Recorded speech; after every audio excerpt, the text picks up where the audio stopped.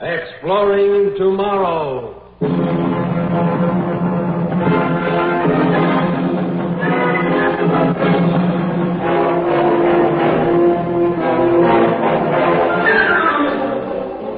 And now, here is your guide to these adventures of the mind, John Campbell. The term genius is fairly common in our language today. I wonder how many of you realize that the term originated with the old Arabian Nights concept of the genie. You know, the magical creature that came in a bottle and had such wonderful powers. The story is about a whole planet of geniuses. Genie. Interesting people to try to enslave, you know. Laboratory scientists have as much fun as anybody else, you know. One of the laboratory laws, sometimes called Finagle's Law or Murphy's Law, goes, in any laboratory experiment, if something can go wrong, it will. Well, this is the story of a planet-sized laboratory experiment in which something could go wrong.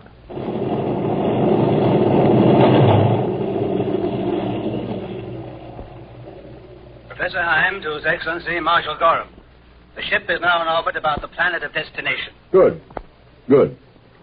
Have a lifeboat prepared for descent with an invisibility screen.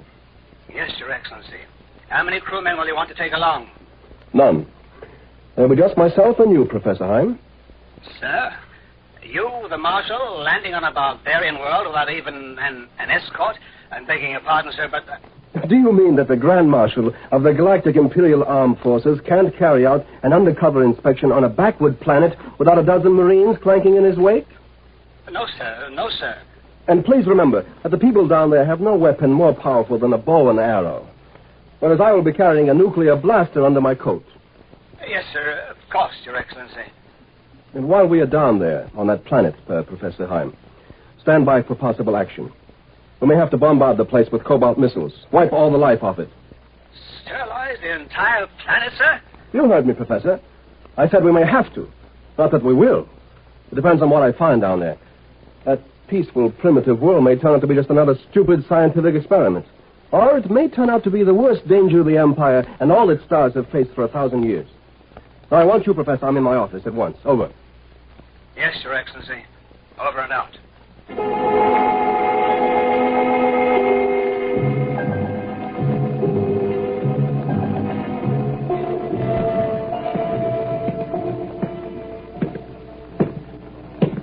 Oh, there you are, Professor Heim.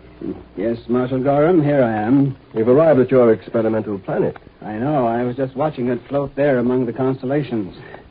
I don't know a more beautiful sight in the universe. Well, break out the native costumes for us, too. We're going down. At once?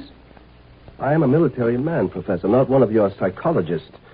Now, so far, your people have spent 1,500 years studying that planet. But as for me, there's war on the Imperial borders, and I can spare 3 days. 3 days to decide? To decide whether we can let your experiment go on or whether to discontinue it, shall I say? But only 3 days.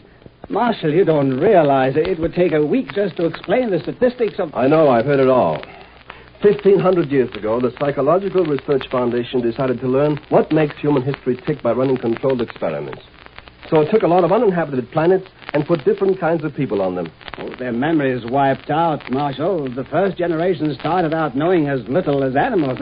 They had to discover everything for themselves. Fire, language, the wheel. Do you imagine that their descendants could have learned enough to menace us? To threaten an empire that for 3,000 years has controlled millions of planetary systems? We've been through all this before, Heim. I've told you again and again, I'm not worried about your other experimental worlds.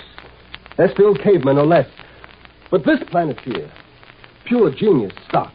A planet where nobody has an IQ below 150. And God knows how high they go. Well, I just can't tell about them. And His Majesty is worried, too. There have been rumors.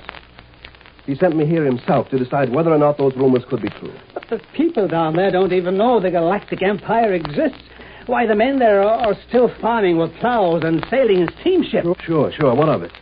Ordinary men on Earth with an average IQ of 100 needed maybe 500,000 years to get as far as your geniuses have in 1,500. I understand they've already developed Newtonian physics, chemical batteries, telescopes, world governments. At that rate, they'll be visiting the other planets of this system in 50 years. They'll reach the stars in a century, and then they'll be loose in the Galactic Empire. Do you think they'd fit tamely into the caste system, like good subjects of the Emperor? Why, they couldn't even if they tried.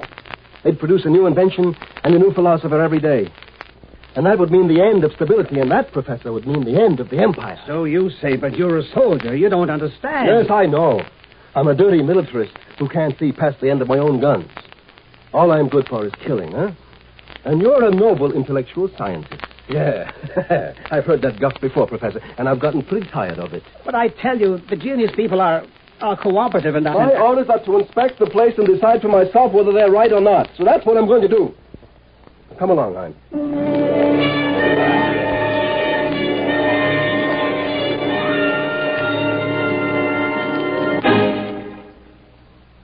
Exploring Tomorrow continues in just a moment. When driving, luck can stay with you for years. But on the road, it can leave you in a split second, a tragic split second. So drive carefully. You will live longer, and you will arrive alive. There's been considerable discussion of what constitutes good and evil over the last few millenniums. But, you know, there's an interesting comment someone made. I don't know where it did originate. Melodrama is the conflict between good and evil. And tragedy is the conflict between good and good. When two good men, each with a good point to make, get into conflict, that's where real tragedy starts. All right, Professor. I've got the lifeboat into the atmosphere and leveled off. So where do I head now? Hein. Wake up, you wool-headed dreamer. I'm sorry, Marshal. I was thinking, looking out the porthole and thinking. What about? How lovely the sky is. So blue. And the land below, mountains and forests and hopeful young farms. Oh, no, a poet yet. Well, I'm thinking about my job of inspection. Where shall we go? Fly northeast for 700 kilometers and you'll find this planet's largest city. It's also the capital of the world government. That'll do. I should be able to observe a pretty good cross-section of the genius race. Do you seriously believe you can decide the fate of an entire world on the basis of what you see in one city? How do you expect to learn anything, even there? You don't speak any of the local languages, not even the international one that developed. You'll talk for both of us.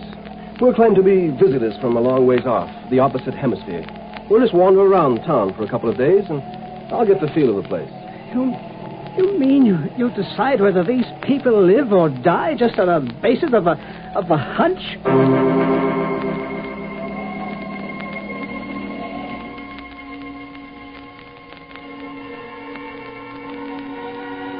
Now, here we are.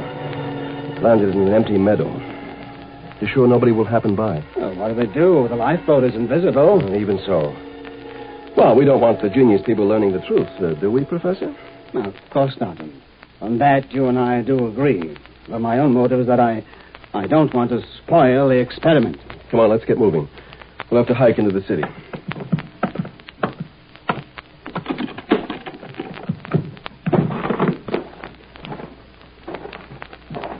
Oh, it's nice outdoors. Sunshine. I don't know when I last breathed air that didn't come out of a tank. And you turn all this into black radioactive ash. Come on, I said. Let's start walking.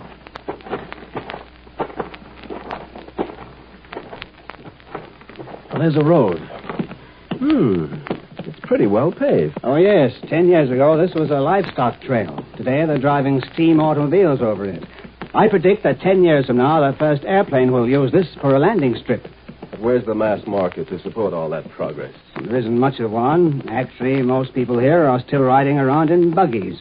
You see, they have a unique social system. The average man on this planet would rather buy a new book than a new gadget.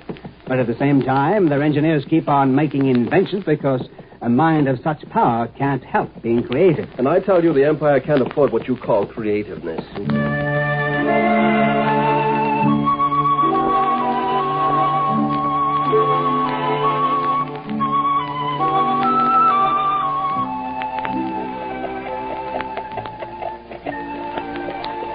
So this is their biggest city. Right.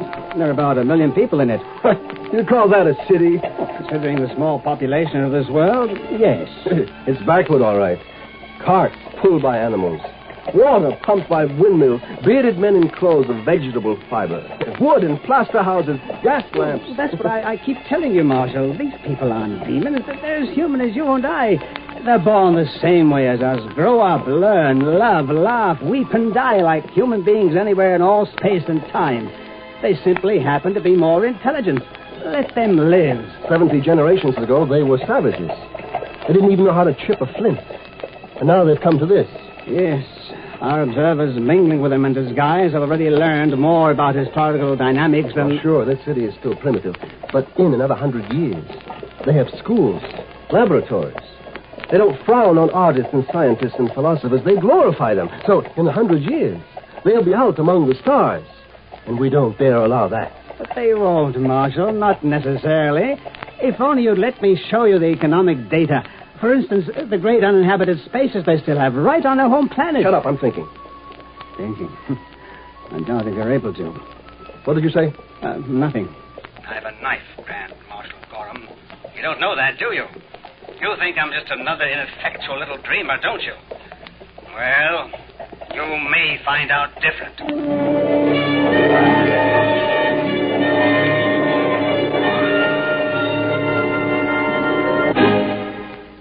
If by militarist we mean someone who believes that it is necessary to use physical force to carry out, to implement a theory, a belief, then it looks to me like Professor Heim has become a militarist. He intends to use force, doesn't he? All too solid. Hör Saban hosted. What did he say, that bellhop or whatever he was? He wished us good night in the international language. He thinks we're foreigners, you remember? Ha! If he only knew how foreign. That's a cheap way to feel superior, isn't it? Oh, shut up, Heim. I'm still trying to decide what to do about this planet. There are too many paradoxes. The waiter in the restaurant wanted to ask you about the ethnology of the country he thought we came from. This is a nice, clean hotel room, but it doesn't have running water. And yet the clerk downstairs was reading what I swear must have been a mathematical journal. Does that make them monsters? Under the social system here, such routine jobs are done by students. And, of course, every person on this planet goes through at least 5 years of college. But that's all it amounts to, Gorham. A whole world of long-haired dreamers who are experimenting with aircraft and rockets, who developed the theory of evolution before they learned how to smelt iron. I don't trust them. Of course, you don't understand them. You're too... I mean... Too stupid? Isn't that what you're going to say, Professor? I'm just a dumb militarist who worked his way from private soldier to Grand Marshal of the Galactic Empire. No fine scientist, just a hired hand keeping the barbarian raiders off your scientific back. Well, Professor Heim, I happen to be the man who will decide what's to become of this planet of geniuses. And have you decided yet, Your Excellency? Not yet. I can still take a couple of days to... 2 more days? After the Foundation worked for 1,500 years? Hey, what are you doing? This is a knife in my hand, Marshal Gorham. Don't move.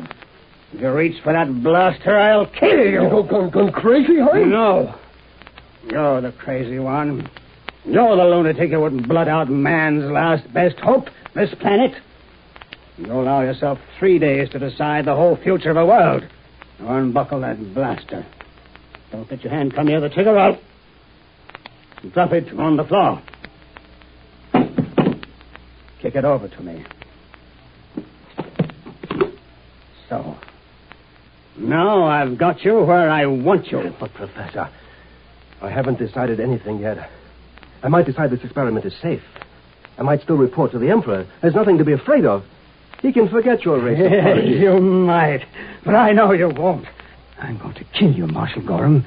I'm going to report to the spaceship captain that you died accidentally, and then I'm going to hope that the next Imperial Inspector will be more reasonable. Look out!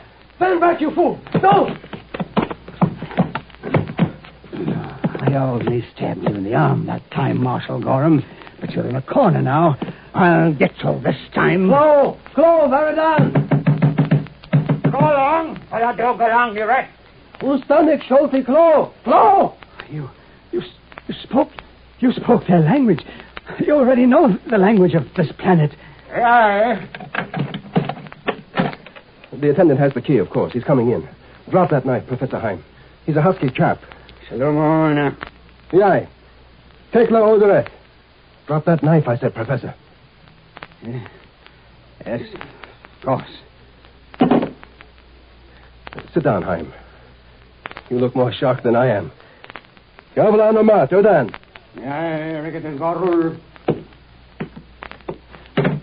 He's gone after the first aid kit for me. Not that you hurt me seriously. I'm sorry. It doesn't matter. And you're a native of this planet yourself. Yes. I was born here, though I've lived most of my life out in the Empire. We thought we were keeping a planet full of geniuses in ignorance. How long have you known? We began to suspect the truth 500 years ago. And we discovered that all life had evolved from lower forms, but couldn't find a subhuman ancestor for man. And finally, your disguised observers were identified. We even used blind man techniques to spot those wearing invisibility screens. Did you really expect you could go on fooling the race with twice your brain power? Well, we thought so. Yes, I suppose it was foolish. Some of us wormed our way into space as stowaways or in disguise, that sort of thing. People here live quietly, so as not to give the show away. We don't tell our children the truth till they're old enough to keep up the pretense. But meanwhile, for the past 300 years, our agents have been out in the Empire, learning everything you know, posing as citizens, working up into the key positions of your government. We can do that by sheer merit. Yes, obviously you can become imperial marshals. Quite. And when the Emperor got suspicious, he sent me, his trusted soldier, a notorious anti-intellectual, to check up for him. Naturally, I was going to give this planet a clean bill of health, but I had to string you along first to make it look good. Evidently, I put on a better act than I had planned.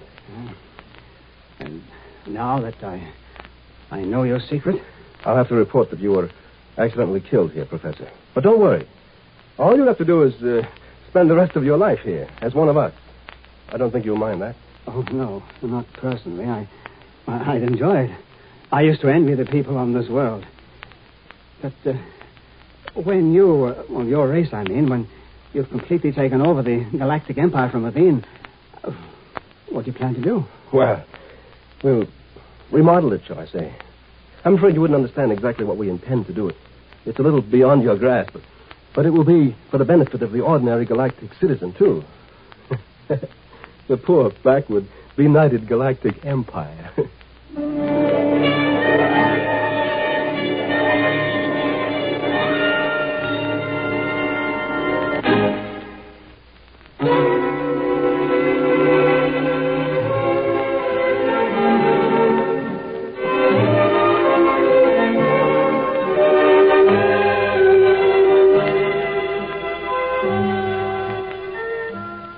They say that the first requirement for teaching a dog to do tricks is that you have to know more than the dog. If you want to teach a planet full of geniuses to do tricks for you, first make sure you know more than the geniuses.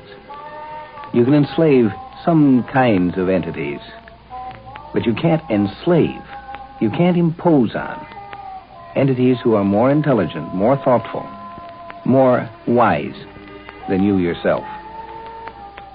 What will happen is they'll turn out to be helping you in disguise.